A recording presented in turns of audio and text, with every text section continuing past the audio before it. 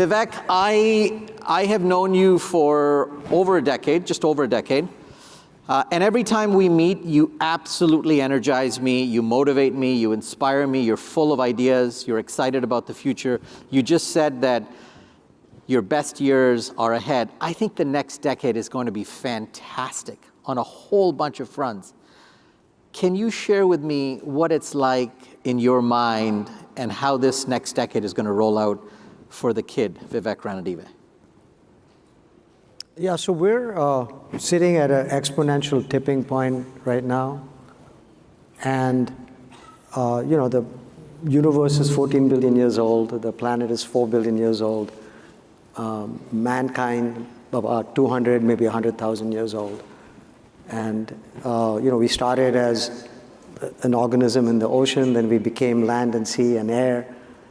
And over the next decade, the amount of progress and the good that we're going to do is going to be greater than the previous 200,000 years combined.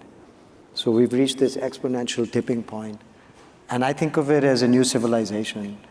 Civilization 1.0 was the start of modern civilization.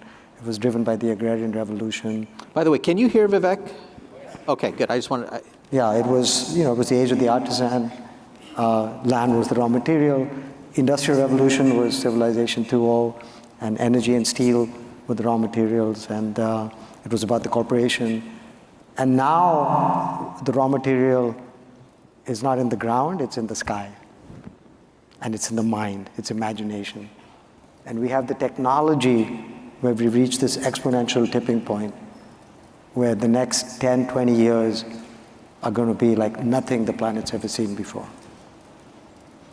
So how does a boy from Bombay, Juhu Beach, end up owning a basketball team in America? Yeah, so when you get to be an old guy, you kind of look back at your life and say, was there a defining moment in your life?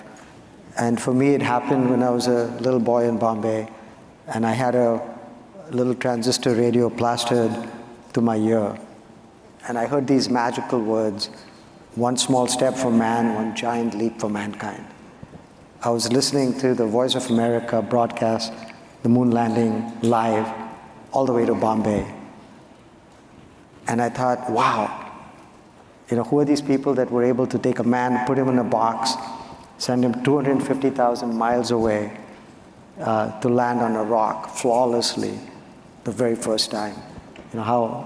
That's incredible, how brilliant, how brave, what an imagination. And I said I wanted to be one of them. And what's crazy is that the entire NASA space program had less computing capacity than we all carry in our pockets today. And so that was kind of the start of I said, you know what, I'm going to be one of them. I'm going to get to America. And so like many of you in the audience or your parents, I showed up in Boston with like $50 in my pocket, but big dreams in my head. And I ended up starting some companies, got very lucky, and a few years ago, or actually quite a few years ago, I was trying to find ways to spend more time with my little girl, Anjali, and I foolishly volunteered to coach her basketball team. So I show up at this gym in Redwood City, and there's all these other courts, and there's other dads coaching, except they're 7 feet tall, ex-Division I, Stanford, Duke, and there's this Indian guy holding the ball, engineer. So I said, you know what, I thought this would get me closer to Anjali, but I'm about to make a fool of myself.